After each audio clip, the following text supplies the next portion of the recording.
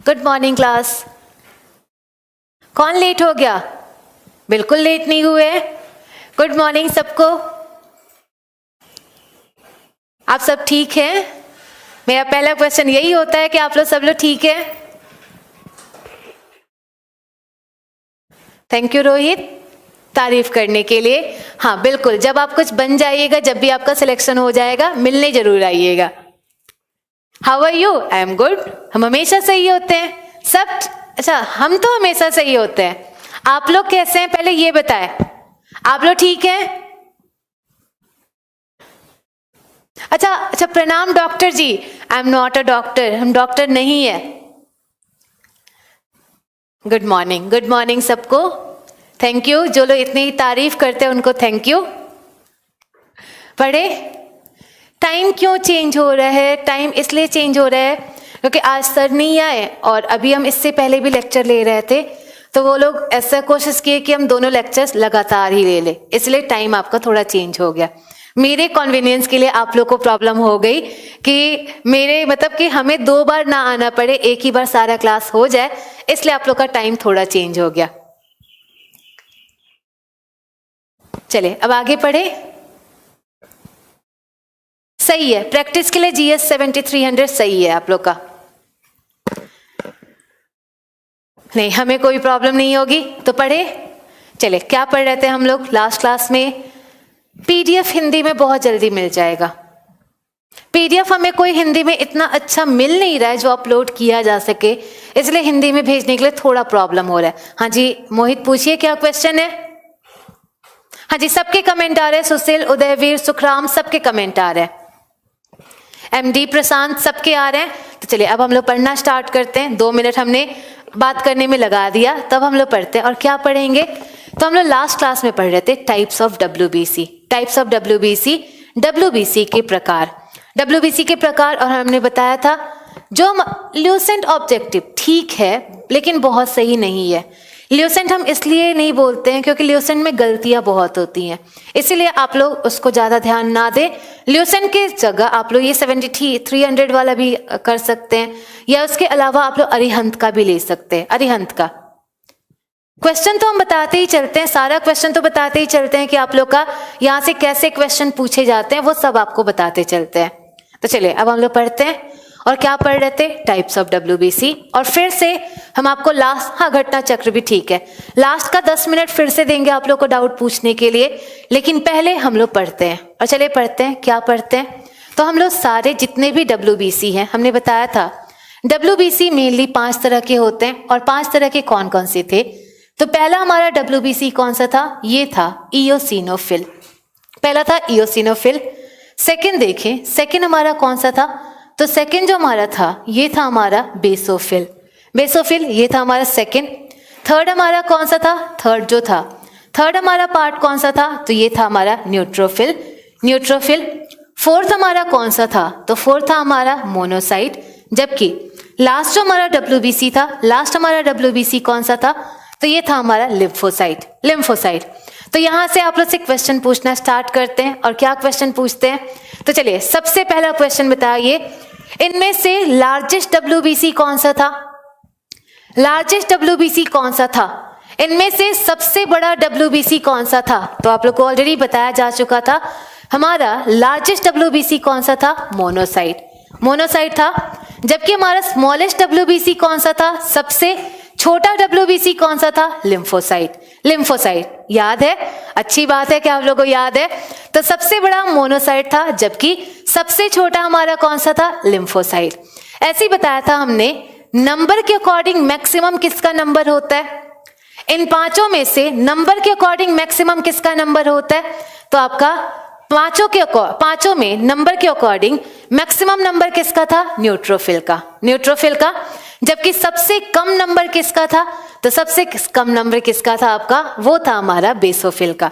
इन 5 में डिस्कस किया जा रहा है, तो ये क्या हो गया? बेसोफिल का मिनिमम नंबर था। उदयवीर आपको लास्ट में बताएंगे बायो के कितनी क्लास होंगी, वो हमें भी जोड़कर बताना होगा, तो हम आपको बता देंगे कितनी क्लासेस होंगी। तो हमने क्या बोला था, जो ये 3 हैं, इन तीनों को हम लोग क्या बोल रहे थे? तो ये जो 3 थे, इन 3 को हम लोग बोल रहे थे ग्रेन्युलोसाइट। इनको हम लोग बोल रहे थे ग्रेनुलोसाइट, जबकि इन तीनों को हम लोग क्या बोल रहे थे, तो ये जो हमारे तीन थे इनको हम लोग बोल रहे थे ए ग्रेनुलोसाइट, यही बोल रहे थे। इसको हम लोग क्या बोल रहे थे, तो इसका जो हिंदी नाम था, इसका हिंदी नाम था आपका कनिका युक्त, कनिका युक्त इसको हम लोग बोल रहे थे। जबकि जो हमारे ये वाले पार्ट थे, इस वाले पार्ट को हम लोग क्या बोल रहे थे, तो इसको हम लोग बोल रहे थे अकनिका युक्त। और लास्ट क्लास में हम लोग यहाँ तक पढ़ चुके थे, यहाँ तक पढ़ चुके थे। तो अब हम आपको बताते हैं, और क्या बताते हैं, इसको हम लोग ग्रेनुलोसाइट क्यों बोलते हैं, इसको ए ग्रेनुलोसाइट क्यों बोलते हैं, इसका हिंदी नाम यही था। लास्ट क्लास में ही बताए थे इसके पांचों का हिंदी नाम सेम होता है। तो चले देखे, हाँ जी मेरी क्लास नहीं थी, लेकिन आप लोग की क्लास मिस ना हो, आज अभिषेक सर नहीं आ पाए थे, तो आप लोग की क्लास मिस ना हो इसलिए हम क्लास लेने आ गए।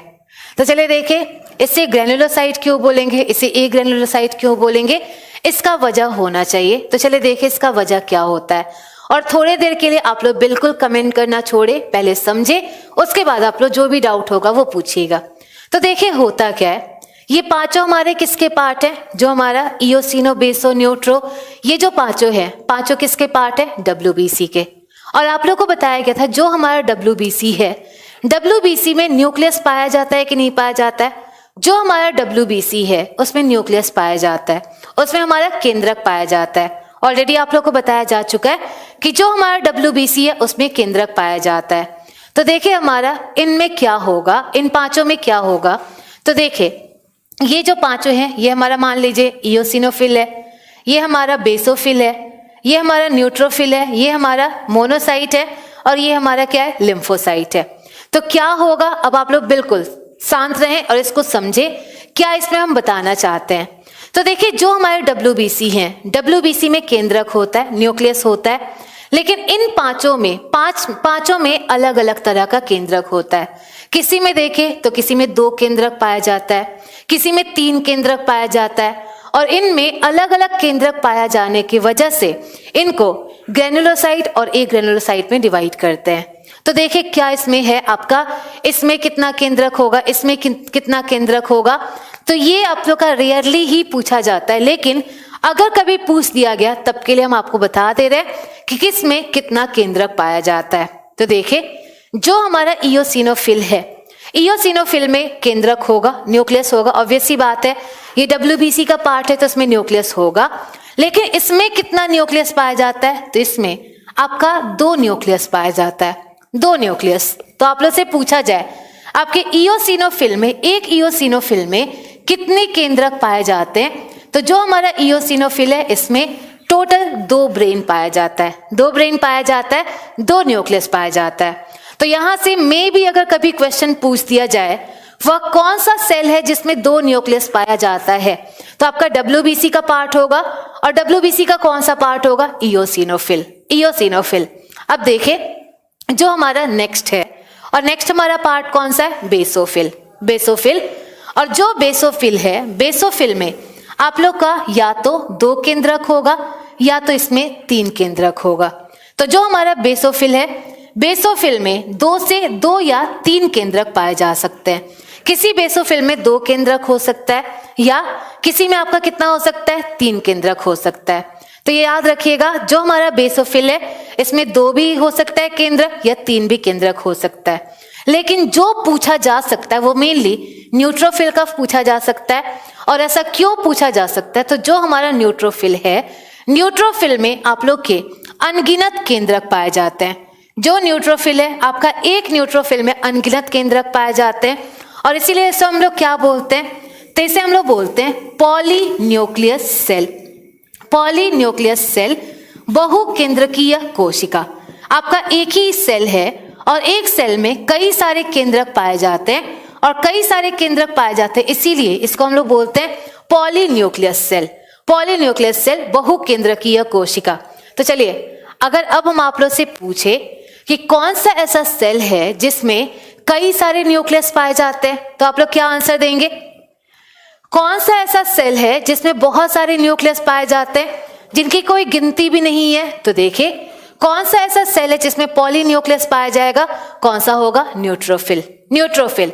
ऐसे ही पूछा जाए कौन सा ऐसा सेल है जिसमें 2 न्यूक्लियस, कंपल्सरी है कि 2 ही न्यूक्लियस पाया जाएगा, तो बता सकते हैं कौन सा ऐसा सेल है जिसमें 2 न्यूक्लियस पाया जाएगा? तो 2 न्यूक्लियस आप लोग का बेसोफिल में भी हो सकता है, इओसिनोफिल में भी हो सकता है। लेकिन अगर पूछे 3 किस में पाया जाएगा, 3 न्यूक्लियस किस में पाया जाएगा? तो 3 न्यूक्लियस किस में पाया जाएगा? बेसोफिल में। तो इनमें केंद्रक का नंबर ज्यादा होता है, और केंद्रक का नंबर ज्यादा होने के कारण ये बाहर से आप लोग का थोड़ा थोड़ा जैसे हाथ पे दाने हो जाए उसी तरह बाहर से ये थोड़ा खुरदरा खुरदरा सा दिखता है, और इसीलिए इसको हम लोग नाम क्या देते हैं? ग्रेन्युलोसाइट। ग्रेन्युलोसाइट इसमें आप लोग का क्या होता है? केंद्रक ज्यादा होता है, जिसकी वजह से ये खुरदरा खुरदरा सा दिखता है, और इसीलिए इसको हम लोग नाम देते हैं ग्रेन्युलोसाइट। तो आप लोग से पूछा जाए कौन कौन सा WBC है जो आपका ग्रेन्युलोसाइट होता है? कौन कौन सा आप लोग का WBC है जो हमारा ग्रेन्युलोसाइट होता है? तो हमारा कौन कौन सा होता है? 3 है, इओसिनो, बेसो और न्यूट्रो। ये तीनों के तीनों हमारे क्या होंगे? ग्रेन्युलोसाइट। अब देखें जो हमारा मोनो और लिम्फो है, मोनो और लिम्फो इन दोनों में कितना न्यूक्लियस पाया जाता है? Single nucleus. इन दोनों में हमारा सिंगल न्यूक्लियस पाया जाता है, और जब इन दोनों में सिंगल न्यूक्लियस है मतलब एक केंद्रक है, ये हमारे सिंपली खुरदरे से नहीं दिखेंगे, और इसलिए इसको हम लोग क्या बोलते हैं? ए ग्रेन्युलोसाइट। ए ग्रेन्युलोसाइट। तो चलिए बताइए कौन कौन से WBC है जिसमें एक केंद्रक पाया जाता है? कौन कौन से WBC हैं जिनमें एक केंद्रक पाया जाता है? चलिए बताइए कौन कौन से WBC हैं जिनमें एक केंद्रक पाया जाता है? ये जो इधर जो है आप लोग करण, कृष्णा, गौरव, ब्रजेंद्र, ये सब जो है इधर से तो रिप्लाई ही नहीं आ रहा है। ये कौन सा बैच है? उत्तम, सिकंदर जो है आप लोग, ये कौन से बैच वाले हैं? इससे कोई रिप्लाई ही नहीं आ रहा है। कहां सो गए आप लोग? इधर वाले से रिप्लाई आ रहा है, शुभम, भूपेंद्र जो हैं, इन लोगों से रिप्लाई आ रहा है, इधर से रिप्लाई नहीं आ रहा है। सो गए आप लोग?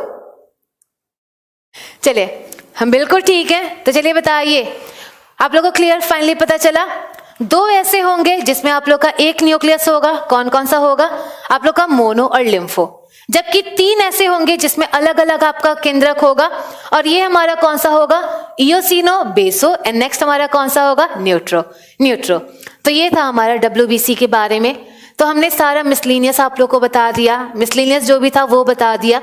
लेकिन अब हम लोग क्या जानेंगे? अब हम इसका फंक्शन जानेंगे। इन सब का क्या काम होता है ये हम आपको बताएंगे।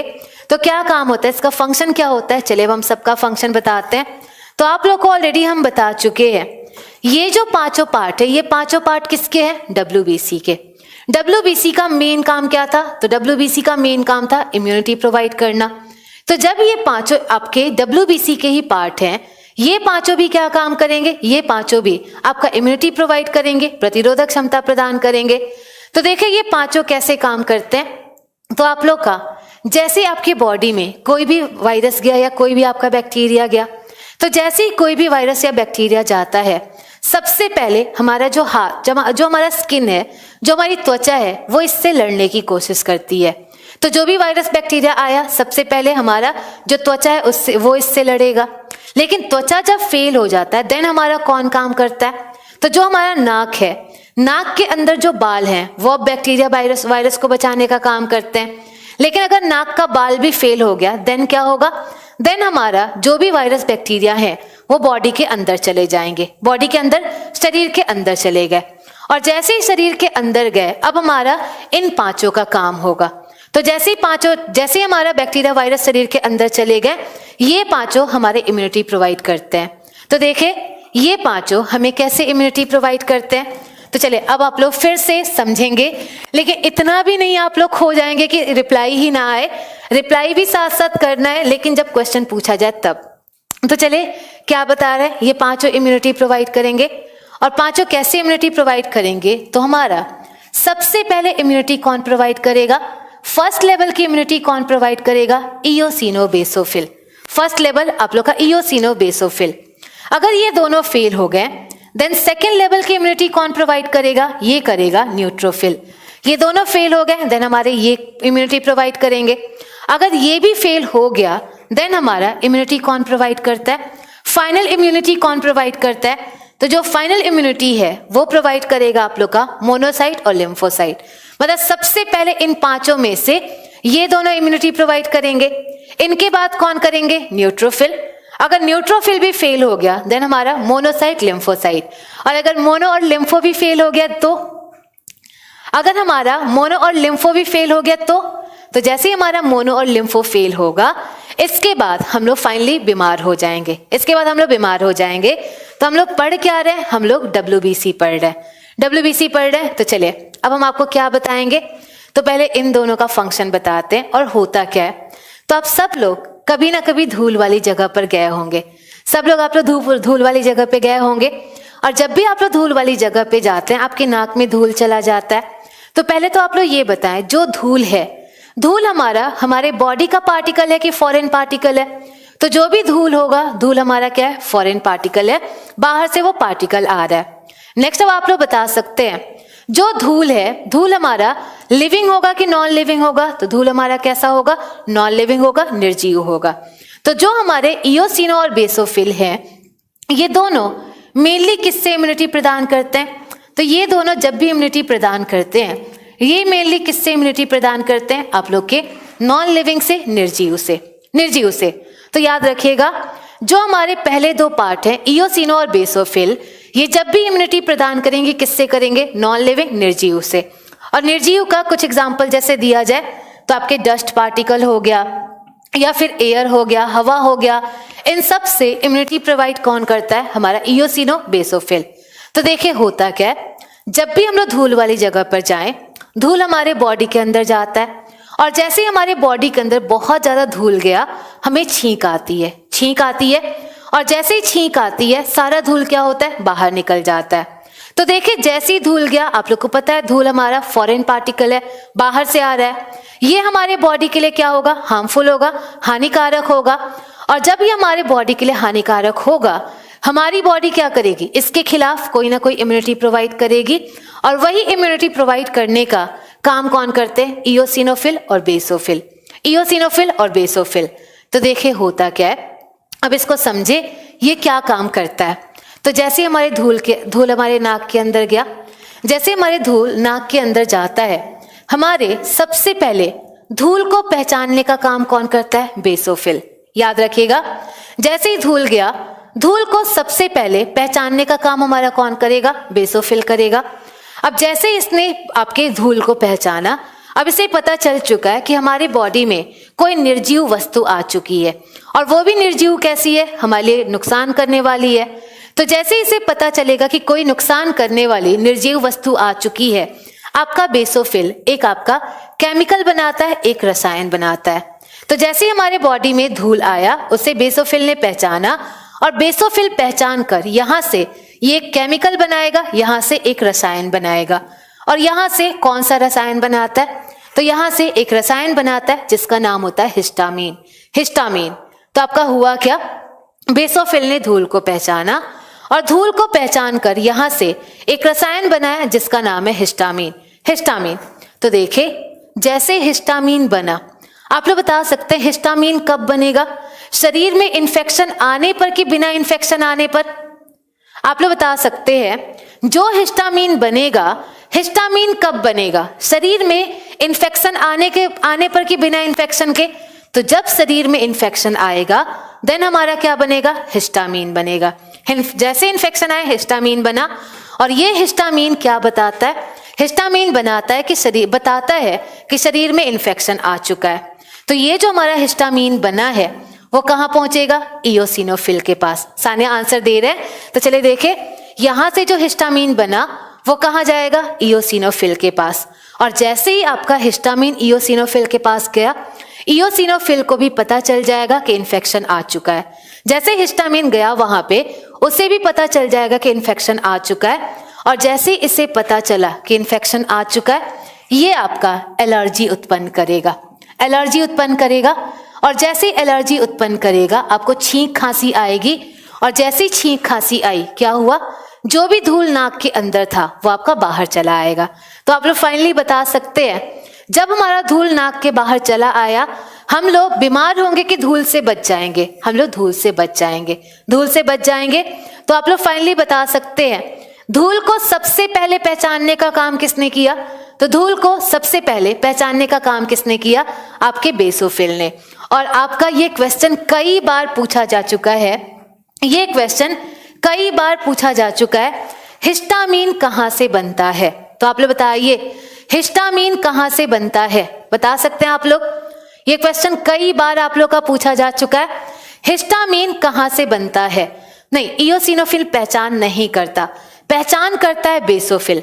बेसोफिल पहचान करता है और पहचान करने के बाद उसको एक्टिवेट, इयोसिनोफिल को एक्टिवेट करने का भी काम करता है बेसोफिल।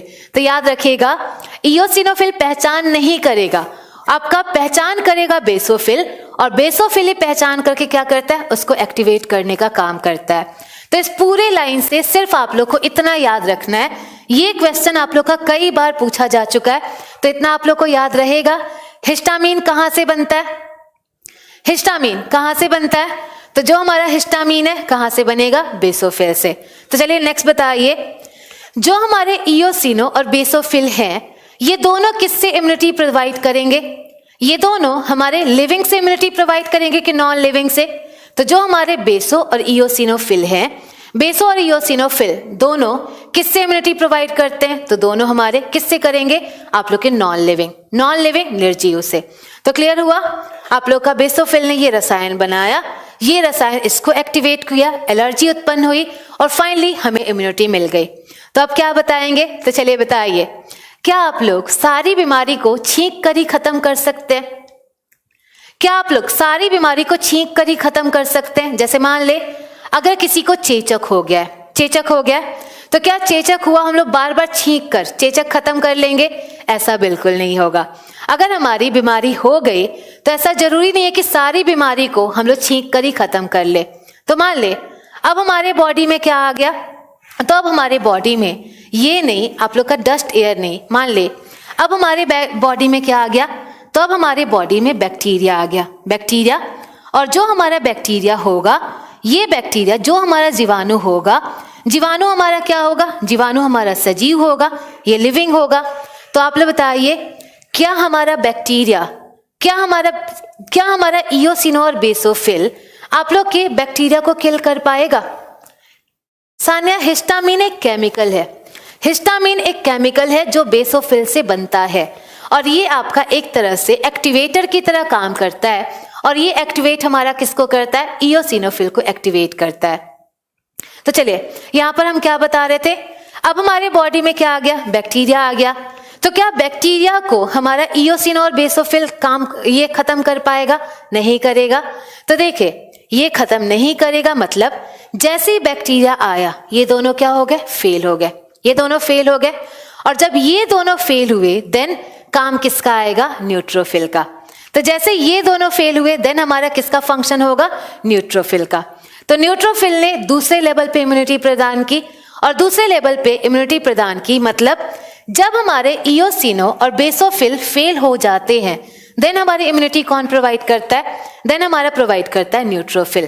तो देखिए न्यूट्रोफिल कैसे इम्यूनिटी प्रोवाइड करेगा, इसको समझते हैं अब हम लोग। तो देखिए, जो हमारा न्यूट्रोफिल है, न्यूट्रोफिल हमेशा किससे इम्यूनिटी प्रदान करता है? तो ये जब भी इम्यूनिटी प्रदान करेगा ये हमारे शुद्ध सजीवों से इम्यूनिटी प्रदान करेगा। न्यूट्रोफिल जब भी इम्यूनिटी प्रदान करेगा ये हमेशा किससे इम्यूनिटी प्रदान करेगा? तो ये हमेशा शुद्ध सजीवों से इम्यूनिटी प्रदान करता है। राकेश आंसर देंगे, वेट कीजिए पहले। तो चले देखे, ये जब भी आपका करेगा प्योर लिविंग से, प्योर लिविंग।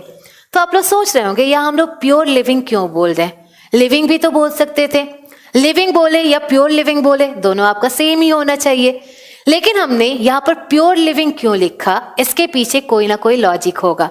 और क्या लॉजिक होगा? तो चलिए हम आपको बताते हैं प्योर लिविंग लिखने का लॉजिक क्या होता है। तो आप लोग एक जीव के बारे में सुने होंगे, और आपका एक जीव होता है जिसको हम लोग क्या बोलते हैं? वायरस। आपका एक जीव होता है वायरस, और वायरस को हम लोग बोलते हैं विषाणु।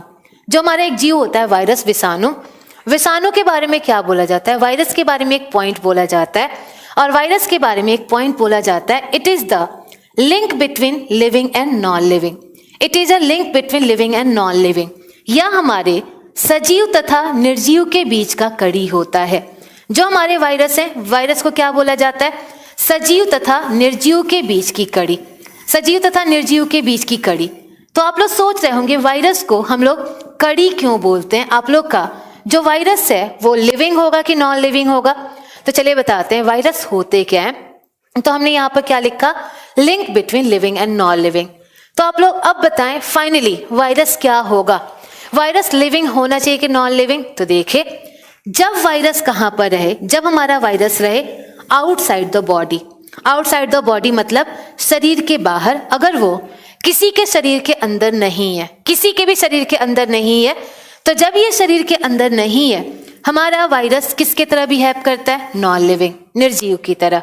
तो देखिए, जब भी वायरस, जैसे मान ले अभी आप लोग के रूम में भी, हवा में भी कुछ वायरस होंगे, वो वायरस आपके बॉडी में नहीं गए, तो जो हवा में वायरस होंगे वो किसके तरह बिहेव करेंगे? नॉन लिविंग, निर्जीव की तरह, निर्जीव की तरह। लेकिन देखिए, जैसे ही हमारे वायरस कहाँ चले जाएं, हमारे शरीर के अंदर चले जाएं, इनसाइड द बॉडी, हमारे शरीर के अंदर या किसी के भी शरीर के अंदर चले जाएं, तो वायरस हमारा किसके तरह बिहेव करने लगते हैं? सजीव की तरह, लिविंग की तरह।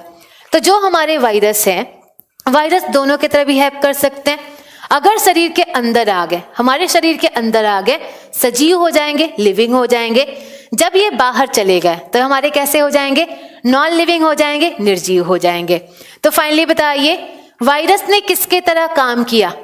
वायरस हमारा प्योर लिविंग होगा, प्योर नॉन लिविंग होगा, कि दोनों के बीच का लिंक होगा? तो आप लोग बता सकते हैं वायरस प्योर लिविंग होगा, प्योर नॉन लिविंग होगा, कि दोनों के बीच का लिंक होगा? आपका बायो 100 पेज में हो जाएगा। चलिए आप लोग बता सकते हैं, तो आप लोग यहां से बता सकते हैं प्योर लिविंग हम किसे बोलेंगे?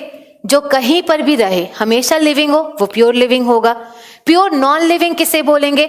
जो दोनों मतलब बाहर अंदर कहीं पर भी रहे, नॉन लिविंग होगा, उसे क्या बोलेंगे? Pure non living. तो क्या हमारा ये प्योर लिविंग या नॉन लिविंग होगा? नहीं, ये क्या होता है? दोनों के बीच का लिंक, दोनों के बीच का लिंक। और ये क्वेश्चन, हाँ जी बिल्कुल, कोरोना वायरस भी शरीर के अंदर लिविंग है, लेकिन शरीर के बाहर वो भी नॉन लिविंग होता है। आप लोग देखते होंगे, हमेशा सुने होंगे कि जो कोरोना है, कोरोना हमेशा या तो टच करने से फैलता है या तो छींक खांसी से फैलता है। तो मान ले जो हवा में कोरोना है, अगर वो हवा में कोरोना जो है, आप लोग जैसे मान ले किसी को कोरोना हुआ है, उसके हाथ में आपका वायरस होगा, उसके हाथ में या उसके बॉडी में वायरस होगा, वो वायरस आपके हाथ पे चला आता है, तो अभी वो हाथ के बाहर है, हाथ के बाहर है, और हाथ के बाहर है, वो किसके तरह काम करेगा? नॉन लिविंग की तरह, नॉन लिविंग की तरह काम करेगा। और आप लोग हमेशा सुने होंगे कि बिना हाथ धोए आपको नाक और मुंह में हाथ नहीं लगाना है, ऐसा सुने होंगे। तो जो हमारा वायरस हाथ के ऊपर है, अभी वो नॉन लिविंग की तरह है, लेकिन जैसे हम लोग नाक में हाथ लगा देंगे या मुंह में हाथ लगा देंगे, वो वायरस कहाँ चला गया? बॉडी के अंदर चला गया, बॉडी के अंदर गया, और जैसे ही बॉडी के अंदर जाएगा वो लिविंग की तरह कन्वर्ट हो जाएगा। तो इसमें ये प्रॉपर्टी होती है कि वो अपने आप नॉन लिविंग से लिविंग में कन्वर्ट हो सकता है। तो जब ये दोनों की तरह काम करता है, इसलिए से हम लोग क्या बोलते हैं? Link between living and non living. हाँ जी, एक वायरस टच होते होते कई लोगों में फैलेगा, और एक वायरस से आपके करोड़ों, क्या आप लोग के मतलब जितना अनलिमिटेड नंबर हो उतना इन्फेक्शन आपका हो सकता है, अपने आप बन जाता है आपका। वो अपने आप जैसे ही किसी के शरीर के अंदर गया, उसमें ये प्रॉपर्टी होती है कि वो अपने आप आपका लिविंग में कन्वर्ट हो जाता है। तो यहां से फाइनली क्लियर हुआ, जो वायरस हैं, वायरस प्योर लिविंग नहीं होंगे, प्योर नॉन लिविंग नहीं होंगे, ये क्या होंगे? दोनों के बीच का लिंक। तो आप लोग यहां से बोल सकते हैं, क्या हमारा न्यूट्रोफिल वायरस से इम्यूनिटी प्रोवाइड करता होगा? हाँ जी कृष्णा, आप ऑनलाइन है, तो चलिए बताइए, अगर आपसे पूछे क्या न्यूट्रोफिल वायरस से इम्यूनिटी प्रोवाइड करता होगा? हाँ जी, मेनली आप लोग के जो भी फ्लूइड है, जैसे आंख से जा सकता है, नाक से जा सकता है, आपके मुंह से जा सकते हैं, इसी से वो जा सकते हैं। तो अब आंसर दीजिए, जो अब हम पढ़ा रहे हैं उसका आंसर दीजिए, और चलिए बताइए, क्या न्यूट्रोफिल आपके वायरस से इम्यूनिटी प्रदान कर सकता है? न्यूट्रोफिल किससे इम्यूनिटी प्रदान कर रहा है? लिंक से कि प्योर लिविंग से? प्योर लिविंग से। तो ये आपका वायरस से इम्यूनिटी नहीं प्रदान करेगा। तो देखिए, वायरस को छोड़ के जितने भी आपके लिविंग हैं, विषाणुओं को छोड़ के जितने भी आपके सजीव जीव हैं, उन सब से इम्यूनिटी कौन प्रदान करता है? न्यूट्रोफिल से। न्यूट्रोफिल आपका इम्यूनिटी प्रदान करता है। जैसे देखिए, ये हमारे बैक्टीरिया से इम्यूनिटी प्रदान कर सकता है, हमारे जीवाणुओं से आपकी इम्यूनिटी प्रदान कर सकता है, ऐसे देखिए हमारे फंगस से इम्यूनिटी प्रदान कर सकता है हमारे कवक। कवक आपने नाम सुना होगा, पढ़ाएंगे भी।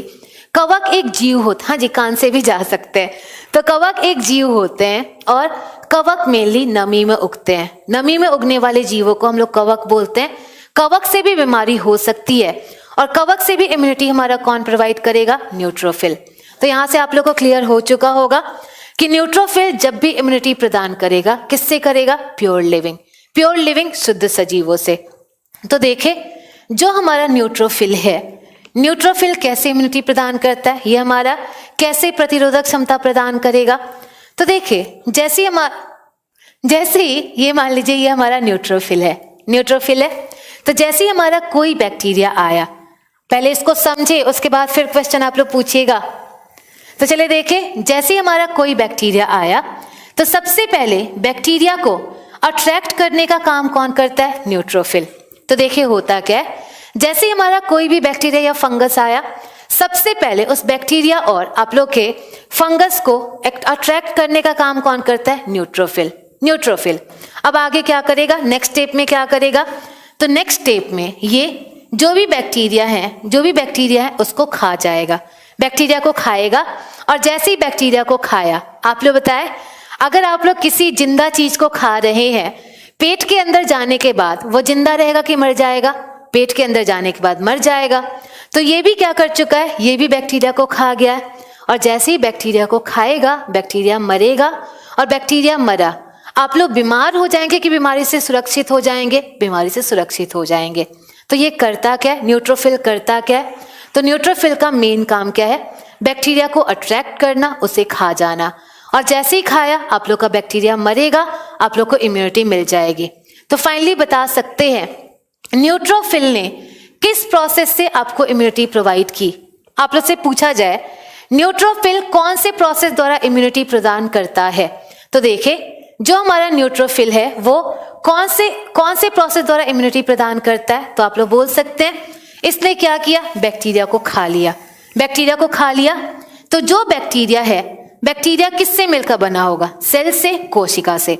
तो जो भी बैक्टीरिया है वो सेल, कोशिका से मिलकर बना होगा। अब देखें इसने क्या किया? बैक्टीरिया को खा गया, सेल को खा गया, और सेल को खा गया। इसी प्रोसेस को हम लोग क्या बोलते हैं? कोशिका भक्षण। रूबी हम लोग बीमार क्यों होते हैं? तो जब ये पांचों फेल हो जाते हैं तब हम लोग बीमार होते हैं। पहले ये बचाने का काम करते हैं, लेकिन जब ये पांचों नहीं बचा पाए देन हम लोग बीमार हो जाते हैं। तो चलिए बताइए न्यूट्रोफिल ने कैसे इम्यूनिटी प्रदान किया? तो न्यूट्रोफिल जो भी बैक्टीरिया आया था सबको खा गया। प्रोसेस का नाम क्या हुआ? Cell eating. और इस सेल ईटिंग को साइंटिफिकली हम लोग किस नाम से जानते हैं? तो सेल ईटिंग का साइंटिफिक नेम होता है फैगोसाइटोसिस। तो जो हमारा सेल ईटिंग है, सेल ईटिंग का साइंटिफिक नेम क्या हो जाएगा? फैगोसाइटोसिस। तो चलिए अब बताएंगे शिवानी, मनीष, दिलीप, नीतीश, गौरव और कमल, ये लोग बताएंगे। और चलिए बताइए, अगर पूछा जाए न्यूट्रोफिल कौन से प्रोसेस द्वारा इम्यूनिटी प्रदान करता है? न्यूट्रोफिल कौन से प्रोसेस द्वारा इम्यूनिटी प्रदान करता है? तो आप लोग बता सकते हैं न्यूट्रोफिल कौन से प्रोसेस द्वारा इम्यूनिटी प्रदान करेगा? By cell eating. और सेल ईटिंग का ही साइंटिफिक नेम क्या होता है? तो सेल ईटिंग का साइंटिफिक नेम क्या हुआ? फैगोसाइटोसिस। और इसी का हिंदी नाम क्या होता है? कोशिका भक्षण। तो ये हो गया हमारा सेल ईटिंग। अब चले, अब आप लोग कौन बताएंगे? तो अब आप GS 15 वाले बताएंगे, जो हमें लग रहा है पूरी तरह से सोए हुए हैं, उन लोग का आंसर ही नहीं आ रहा है। हाँ जी, बायोलॉजी में हम सब कवर करेंगे। तो GS 15 वाले बताएंगे, और वो लोग बताएंगे व्हाट इज सेल ड्रिंकिंग। 15 वाले बताएंगे व्हाट इज सेल ड्रिंकिंग क्या होगा? वैसे आप लोग भी बता सकते हैं, 16 वाले भी बता सकते हैं, लेकिन ये मेनली 15 वाले के लिए क्वेश्चन है। और ये लोग बताएंगे व्हाट इज सेल ड्रिंकिंग क्या होता है? सेल ईटिंग तो बता दिया गया, व्हाट इज सेल ड्रिंकिंग क्या होगा? सेल को पी लेना। बिल्कुल, बहुत सही आंसर था, सेल को पी लेना। और कोई बताएंगे? सेल को पीना। सब लोग यही आंसर दे रहे हैं। अच्छा, बताया नहीं हमने? बिल्कुल हमने नहीं बताया, लेकिन आप लोग से पूछा तो जा रहा है। आप लोग सोच समझ कर बताइए, what is cell drinking? Cell को पी जाना नहीं, फैगोसाइटोसिस तो सेल को खा जाना है। सेल को खा जाना हमारा क्या हुआ? फैगोसाइटोसिस। तो सेल को पी लेना क्या होगा? सेल ड्रिंकिंग का मतलब क्या होगा? तो देखिए, जो हमारा सेल ड्रिंकिंग है ये भी कौन करता है? न्यूट्रोफिल। ये भी न्यूट्रोफिल ही करता है। और चलिए अब बताते हैं आपका सेल ड्रिंकिंग क्या होता है, आपका कोशिका को पीना क्या होता है। कोशिका का पीना का मतलब क्या हुआ? तो सिंपली देखिए, नहीं तो देखिए, जो हमारी कोशिकाएं होती हैं, पहले इसको समझे क्या होता है। तो आप लोगों ने सुना होगा, आपको पढ़ाएंगे भी, जो भी हमारी कोशिका होती है, कोशिका के अंदर एक लिक्विड पाया जाता है। हमारी हर कोशिका के अंदर एक लिक्विड पाया जाता है जिसको हम लोग साइटोप्लाज्म बोलते हैं, जीव द्रव्य बोलते हैं। आपको पढ़ाएंगे, जब सेल टॉपिक पढ़ाएंगे देन हम आपको बताएंगे कि हर कोशिका के अंदर एक लिक्विड होता है जिसको हम लोग साइटोप्लाज्म बोलते हैं, जीव द्रव्य बोलते हैं। तो जो हमारा जीव द्रव्य है, जीव द्रव्य हमारे सेल को जिंदा रखने के लिए जरूरी होता है। सेल को जिंदा रखने के लिए जरूरी होता है। लेकिन मान ले अगर उसी सेल से पूरे लिक्विड को ही आपका एब्जॉर्ब कर लिया जाए, पूरी लिक्विड को ही बाहर निकाल दिया जाए, सेल जिंदा रहेगा कि सेल मर जाएगा? सेल हमारा क्या होगा? मर जाएगा। सेल हमारा मर जाएगा। तो देखिए, कभी कभी न्यूट्रोफिल पूरे बैक्टीरिया को ना खाकर सिर्फ और सिर्फ उसकी लिक्विड को एब्जॉर्ब कर लेता है। जो भी हमारा लिक्विड है, लिक्विड को एब्जॉर्ब कर लिया, और जैसे लिक्विड एब्जॉर्ब हुआ, बैक्टीरिया क्या होगा? मर जाएगा। और बैक्टीरिया मरा, इसी प्रोसेस को हम लोग क्या बोलते हैं? Cell drinking. Cell drinking. तो आपका क्या हुआ? सिंपली हुआ क्या? तो सेल से पूरे लिक्विड को एब्जॉर्ब कर लेना, इट इज सेल ड्रिंकिंग। तो जो सेल ड्रिंकिंग है, सेल ड्रिंकिंग भी हमारा कौन करेगा? न्यूट्रोफिल। वो भी हमारा न्यूट्रोफिल ही करेगा। तो आप लोग बताइए, what is the scientific name of cell drinking? Roshan, कौन सा आपने क्वेश्चन पूछा और आपको हम रिप्लाई नहीं किए? तो चलिए बताइए, आप लोग से पूछा जाए सेल ड्रिंकिंग का साइंटिफिक नेम क्या होगा? तो इसका साइंटिफिक नेम बहुत आसान है, और इसका साइंटिफिक नेम क्या है? तो देखिए, जो हमारा सेल ड्रिंकिंग है इसको हम लोग साइंटिफिकली बोलते हैं पिनोसाइटोसिस। पिनोसाइटोसिस, पिनोसाइटोसिस हिंदी में बोलते हैं कोशिका पिनत्व। पिनोसाइटोसिस कोशिका पिनत्व। और आप लोग कैसे याद रखेंगे? तो याद रखिए, ड्रिंकिंग, ड्रिंकिंग क्या हुआ? पीना, पीना, और यहां पर क्या हुआ? पीनो। तो हमारा क्या हो गया? Cell drinking is also known as pinocytosis. Pinocytosis. तो चलिए बताइए, न्यूट्रोफिल कौन कौन से प्रोसेस द्वारा इम्यूनिटी प्रदान करता है? न्यूट्रोफिल कौन कौन से प्रोसेस द्वारा इम्यूनिटी प्रदान करता है? तो आप लोग बता सकते हैं, न्यूट्रोफिल मेनली दो प्रोसेस द्वारा इम्यूनिटी प्रदान करेगा, एक सेल को खाकर, दूसरा सेल को पीकर। सेल को खाने को हम लोग क्या बोलेंगे? Phagocytosis, phagocytosis. जबकि सेल के पीने को हम लोग क्या बोलेंगे? Pinocytosis, pinocytosis. तो दोनों क्वेश्चन आप लोग से पूछा जा चुका है, ये दोनों आप लोग से पूछा जा चुका है, तो दोनों याद रखना है। Cell eating is also known as phagocytosis, cell drinking is also known as pinocytosis. हाँ जी, बैक्टीरिया यूनिसेलुलर होता है, एक कोशिकीय होता है। साथ साथ जैसे भी हम आपको बोलते जा रहे हैं वैसे वैसे आप लोग साथ साथ नोट्स बनाते जाएं। देखिए, हम आपको पीडीएफ प्रोवाइड कर देंगे, हम हमेशा बोलते हैं हम आपको पीडीएफ प्रोवाइड कर देंगे, लेकिन दूसरे के हैंडराइटिंग में हमें उतना समझ नहीं आता जितना अपने हैंडराइटिंग में समझ आता है। तो आप लोग सबसे अच्छा रहेगा कि आप लोग अपना ही नोट्स बनाएं। साइटोसिस, साइट का मतलब हुआ सेल, सेल कोशिका, और कोशिका को ही तोड़कर क्या होना? खा जाना, पी जाना, इसी को हम लोग पिनोसाइटोसिस या फैगोसाइटोसिस बोलते हैं। तो हो गया। तो फाइनली न्यूट्रोफिल का फंक्शन पता चला कि ये हमेशा प्योर लिविंग से इम्यूनिटी प्रदान करेगा, लेकिन कौन से प्रोसेस द्वारा? या तो कोशिका को खाकर या तो हमारे कोशिका को पीकर। तो यहां तक समझ आया? न्यूट्रोफिल का फंक्शन समझ आया? और कभी ऐसा होगा कि हम आप ही लोग का नोट्स लेकर अपलोड भी करा देंगे। जीव द्रव्य संकुचन, सहबाज वेट कीजिए, सेल टॉपिक में आपको पढ़ाएंगे। तो यहां तक समझ आ गया? एंडोसाइटोसिस अलग प्रोसेस होता है। तो ये था हमारा न्यूट्रोफिल। अब लास्ट हम लोग किसका फंक्शन पढ़ेंगे? तो जो लास्ट फंक्शन पढ़ेंगे वो पढ़ेंगे आप लोग का मोनोसाइट और लिम्फोसाइट, मोनोसाइट और लिम्फोसाइट का। और मोनोसाइट लिम्फोसाइट का फंक्शन पढ़े क्या होना चाहिए, आप लोग इसका फंक्शन ज्यादा अच्छे से समझेंगे। तो चलिए देखिए, आप लोग का मोनो और लिम्फो, हमने क्या बोला था? मोनो और लिम्फो जब भी इम्यूनिटी प्रदान करते हैं, ये एडवांस्ड इम्यूनिटी प्रदान करते हैं। And what is the meaning of advanced immunity? Advanced immunity का मतलब क्या होता है? तो सबसे हायर लेवल की इम्यूनिटी। और सबसे हायर लेवल की इम्यूनिटी का मतलब क्या हुआ? तो अभी तक आपने क्या पढ़ा था? धूल आया, नाक से छींक निकलेगा, और नाक से छींक निकलेगा, आपका धूल बाहर जाएगा, इम्यूनिटी मिल जाएगी। बैक्टीरिया आया, न्यूट्रोफिल इसे खाएगा, पिएगा, आपको इम्यूनिटी मिल जाएगी। लेकिन ये दोनों क्या काम करते हैं? इन दोनों का काम क्या है? तो देखिए, ये दोनों मेनली वायरस से इम्यूनिटी प्रदान करते हैं। तो जो हमारे मोनो और लिम्फो हैं, मोनो और लिम्फो मेनली किससे इम्यूनिटी प्रदान करेंगे? वायरस से। और यहाँ पर हर एक वायरस के लिए इम्यूनिटी अलग अलग होती है। जैसे मान ले, अगर हमारे बॉडी में कोरोना का वायरस आया, उसके लिए इम्यूनिटी अलग होगी। अगर मान ले स्वाइन फ्लू का वायरस आया, उसके लिए इम्यूनिटी क्या होगी? अलग होगी। तो जब सबके लिए अलग अलग इम्यूनिटी है, इसीलिए इसको हम लोग क्या बोलते हैं? इसीलिए इसको हम लोग बोलते हैं advanced immunity. Advanced immunity, higher level का इम्यूनिटी। प्रवेश, दोनों का अनुपात हम बताए हैं, और आप लास्ट क्लास में देखिएगा आरबीसी डब्ल्यूबीसी दोनों का अनुपात बताया गया है। तो देखिए, जब भी हम लोग एडवांस इम्यूनिटी की बात करते हैं, हायर लेवल की इम्यूनिटी की बात करते हैं, यहाँ पर आपके दो वर्ड यूज होते हैं। दो वर्ड यूज होते हैं, और दो वर्ड हमारे कौन कौन से यूज होते हैं? तो दो वर्ड हमारे, एक जो वर्ड यूज होता है ये होता है एंटीजन।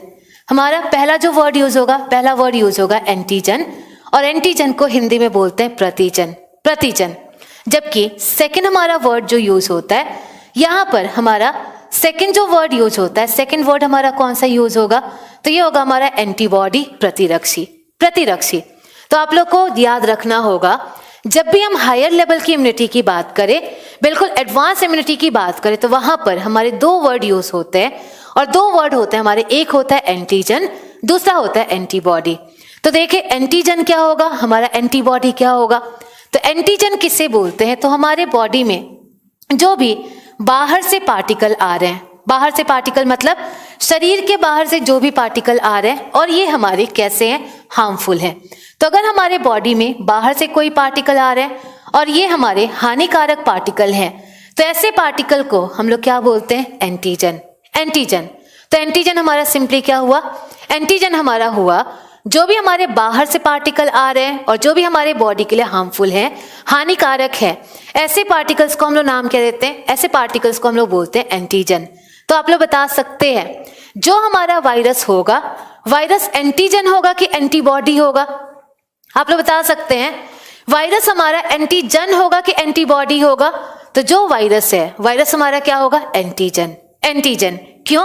क्योंकि वायरस बाहर से आ रहा है, हमारे बॉडी के लिए क्या होगा? हार्मफुल होगा। तो जो वायरस होगा, वायरस हमारा क्या हुआ? एंटीजन।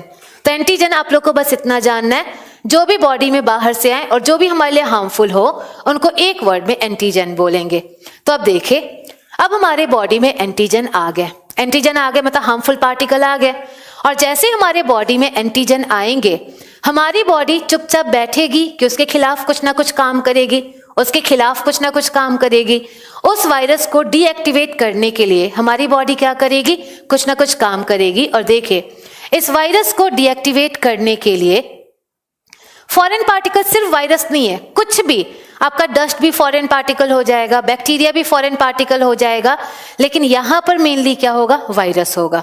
तो चले देखें, जैसे ही हमारी बॉडी में वायरस आया, हमारी बॉडी क्या करेगी? उसके खिलाफ आपकी इम्यूनिटी प्रोवाइड करेगी, और यहाँ पर एक प्रोटीन बनता है, और इसी प्रोटीन को हम लोग नाम क्या देते हैं? एंटीबॉडी।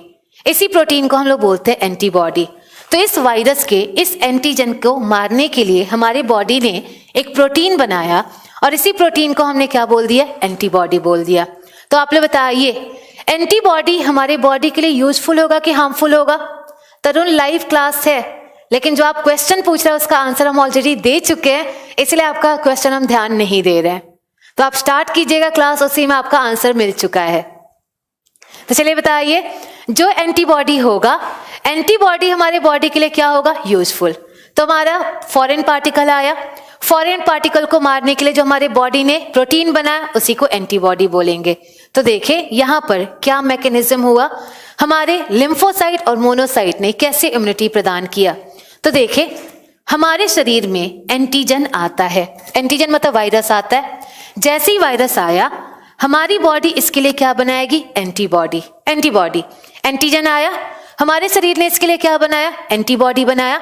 और जैसी एंटीबॉडी एंटीजन से मिलेगा, ये एंटीबॉडी एंटीजन को क्या करेगा, किल कर देगा। किल कर देगा मतलब एंटीजन एंटीबॉडी दोनों का इंटरेक्शन होगा, दोनों एक दूसरे से मिलेंगे, और जैसे एक दूसरे से मिलेंगे हमारा एंटीजन क्या होगा, किल हो जाएगा।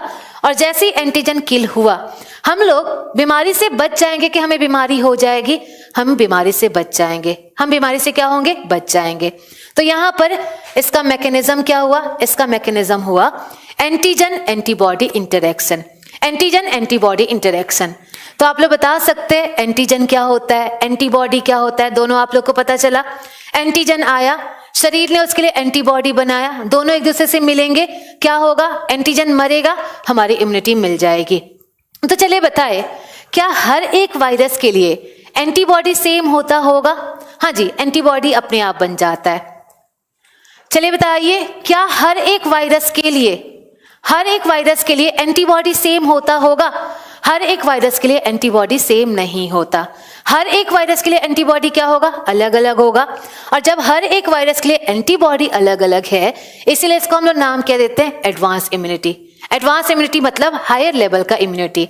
तो चलिए हम आपको कुछ एग्जाम्पल देते हैं, कुछ वायरस का एग्जाम्पल देते हैं, और आप लोग बताइए आप लोग कैसा वायरस।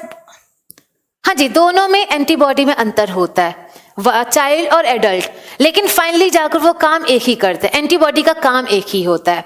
तो चलिए बताइए, अगर आप लोग से आप लोग बताइए कैसे वायरस को यहाँ पर बुलाया जाए, छोटे छोटे वायरस को बुलाया जाए कि बड़े बड़े वायरस को? आप लोग के अकॉर्डिंग वायरस को बुलाया जाएगा, आप लोग बताइए छोटे वायरस को बुलाया जाए कि बड़े बड़े वायरस को? तो चलिए हम कुछ बड़े बड़े जो आप लोग का बहुत बड़ी बड़ी बीमारियां कॉज कर चुके हैं, हम उन वायरस को बुलाते हैं और कुछ एग्जाम्पल देते हैं। तो आपको मान लेते हैं एक सबसे जो फेमस ही वायरस है, उसी वायरस को ले लेते हैं, और पहला वायरस है हमारा कोविड-19। कोविड-19 है।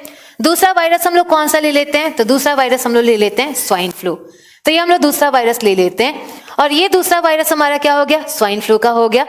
जबकि थर्ड हम लोग वायरस कौन सा लेते हैं? तो आप लोग कुछ दिनों पहले, पिछले साल आपने सुना होगा, केरल में एक बीमारी आई थी, और ये केरल में बीमारी हमारी कौन सी थी? निपाह थी, निपाह थी। तो चलिए हम लोग 3 वायरस को बुला लेते हैं। रूबी अभी एंटीजन और भी समझाएंगे, अभी के लिए इसको रहने दे, अभी पहले जो हम समझा रहे पहले उतना समझे।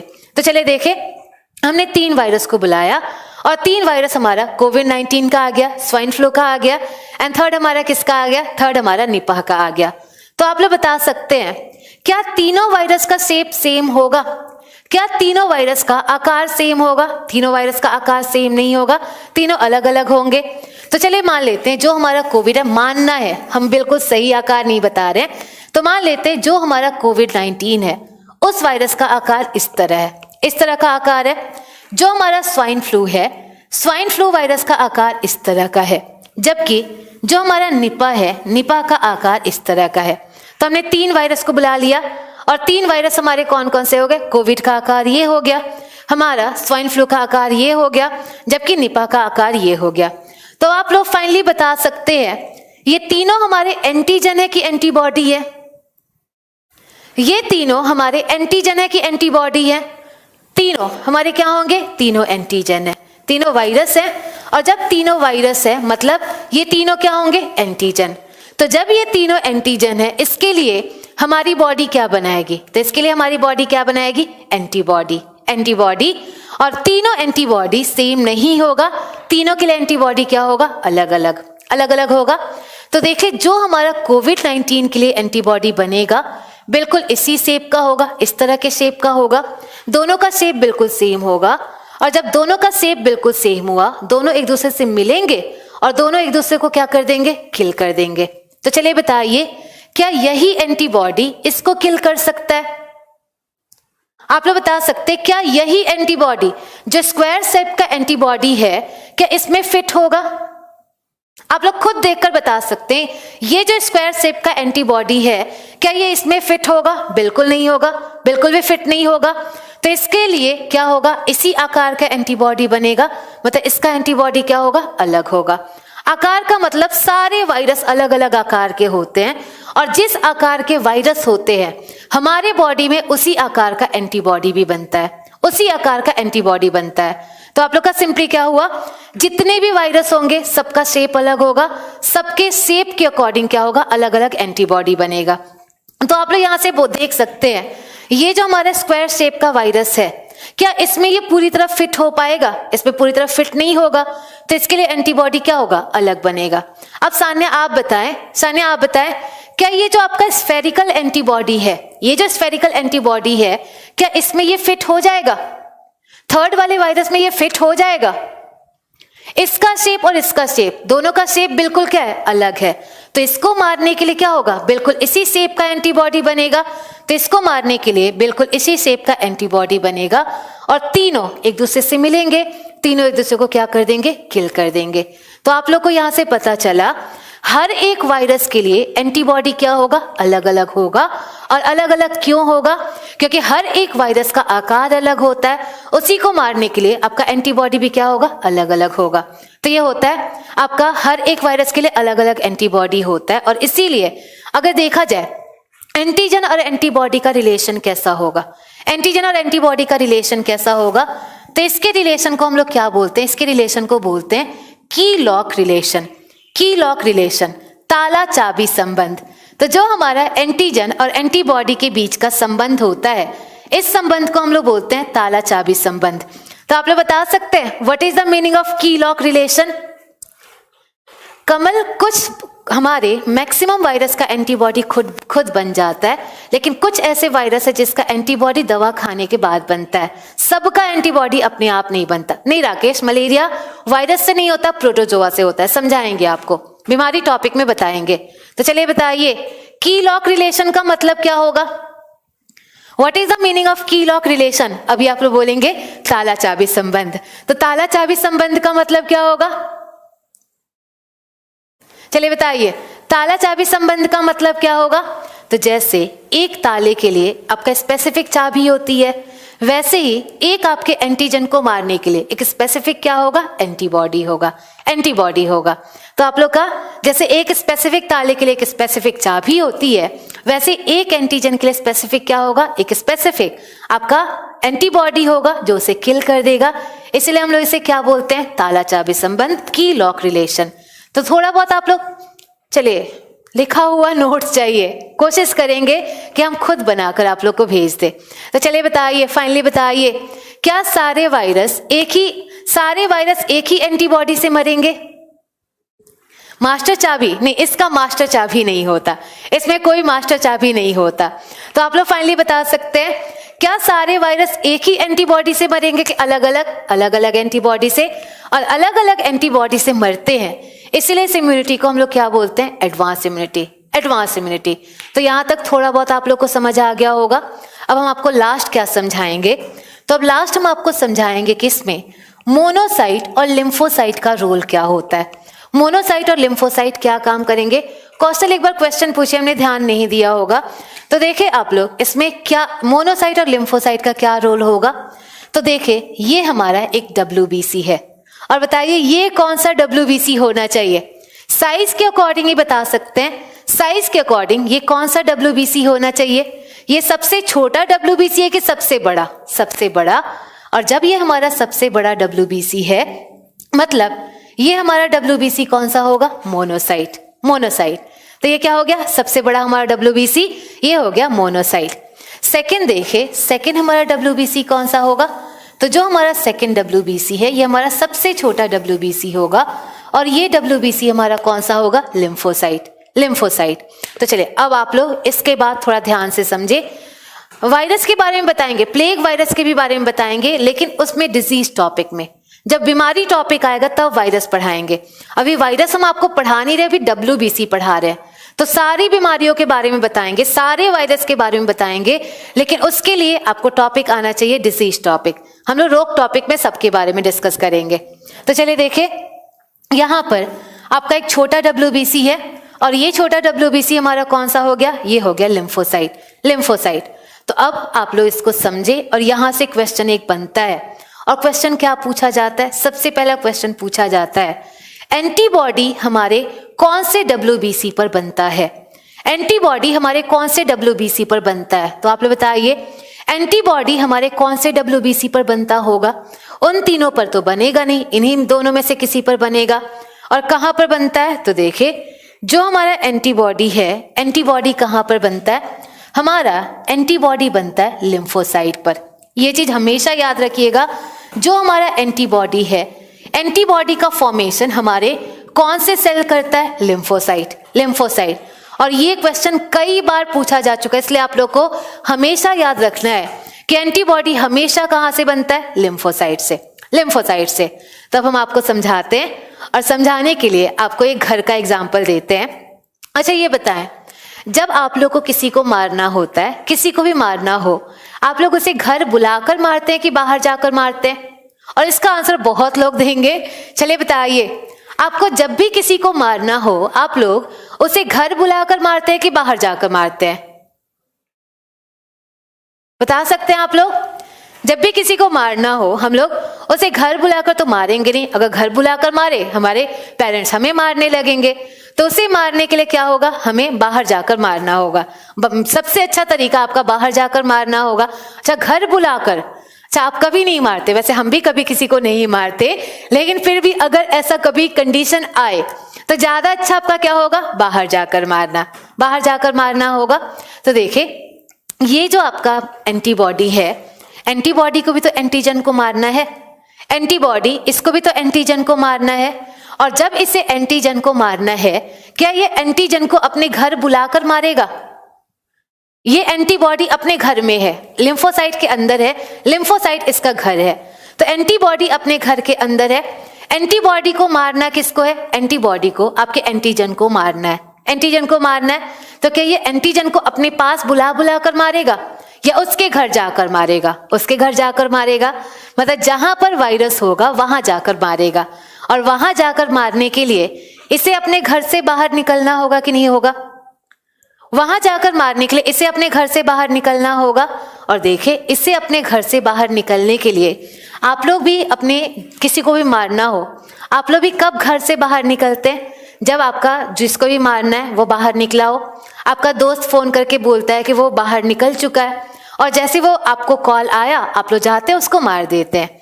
ऐसे ही इसके पास भी तो कोई ना कोई कॉल आना चाहिए कि वायरस बॉडी में आ चुका है, और जब इसके पास कॉल आएगा तभी तो ये अपने घर से बाहर निकलेगा।